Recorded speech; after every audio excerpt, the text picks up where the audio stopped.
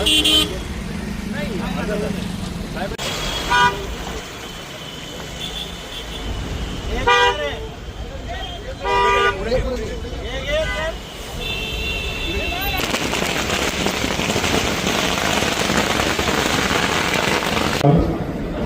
Online प्रशिक्षण आहे. कालपर्यंत आम्ही 5 ठेवले होते, आता 10 प्रशिक्षण 8 तारीख आहे.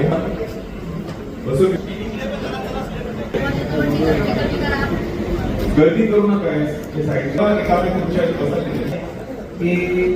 आपण कृपया एवढे कार्यकर्ते त्यांनी कृपया मागे जाऊन असं खुर्च्या येतात. अशोक दुसरे ऑनलाईन प्रशिक्षण आहे. कालपर्यंत आम्ही 5 ठेवले होते, आता 10 प्रशिक्षण 8 तारीख आहे.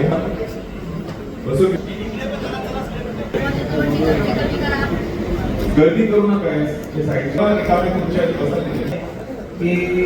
आपण कृपया एवढे कार्यकर्ते त्यांनी कृपया मागे जाऊन असं खुर्च्या येतात. अशोक आज माननीय उपमुख्यमंत्री एकनाथजी शिंदे साहेबांनी व्हिडिओ कॉन्फरन्सिंगद्वारे सगळ्या संपर्क प्रमुखांची देखील बैठक घेतली, विभागीय संपर्क प्रमुखांची बैठक घेतली आणि त्यांना सांगितलं तुमची जबाबदारी जी आहे ती प्राथमिकता पक्ष संघटना बांधणी, त्याचबरोबर प्रत्येक विधानसभा निहाय जे आहे ते बैठका घेणं, त्याचबरोबर सगळ्या लोकांकडून पदाधिकाऱ्यांकडून काम कसं होईल याच्यासाठी पाठपुरावा करणं आणि त्याचबरोबर प्रत्येकाची जबाबदारी जी आहे, संपर्क प्रमुखांची जबाबदारी आहे की प्रत्येक जिल्ह्यामध्ये जे आहे हे चांगल्या प्रकारे मॅपिंग झालं पाहिजे, SIRचं काम जे आहे ते झालं पाहिजे, लोक जे आहेत हे मतदानापासून जे आहे ते वंचित राहता कामा नये. त्याच्यासाठी आज एक फॉलोअप मीटिंग देखील शिंदे साहेबांनी या ठिकाणी घेतली. मला वाटतं हे काँग्रेसच्या नेत्यांना जे आहे ते आपण जाऊन विचारलं पाहिजे. नेहमी या महाराष्ट्रामध्ये नेहमीच प्रथा राहिलेली आहे की अशी जर कुठली घटना घडते तर तिथे जे आहे सगळे पक्ष मिळून जे आहेत ते त्या उमेदवाराला जे आहे ते बिनविरोध जे आहे ते निवडून देत असतात. पण बारामतीमध्ये जे आहे ते काँग्रेसने आता उमेदवार दिलेला आहे. मला वाटतं ते जे आहे ते चांगल्या प्रकारे त्याचं उत्तर जे आहे ते देऊ शकतो.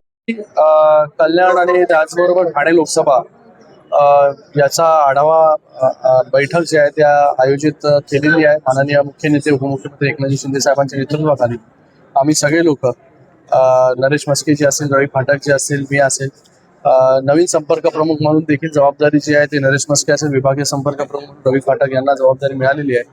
तर पक्ष संघटना बांधणी आणि त्याचबरोबर जो SIRचा कार्यक्रम होतोय त्या SIRच्या कार्यक्रमासाठी BEDची नेमणूक असेल, त्या सगळ्या गोष्टीचा एक आढावा आणि एक प्रेझेंटेशन जे आहे ते कार्यकर्त्यांना पदाधिकाऱ्यांना देण्याचं काम जे आहे ते या ठिकाणी झालेलं आहे, जेणेकरून येणाऱ्या काळांमध्ये प्रॉपरली मॅपिंग जी आहे ती मतदारांची झाली पाहिजे. कुठलाही मतदार जो आहे हा यादीमध्ये येण्यापासून वंचित राहता कामा नये. त्याच्यासाठी प्रशिक्षण जे आहे हे जे काय देता येईल. आज तर पहिलीच बैठक होती, पण भविष्यामध्ये ते आहे ते अजून अशा बैठका ज्या आहेत ते होत राहतील.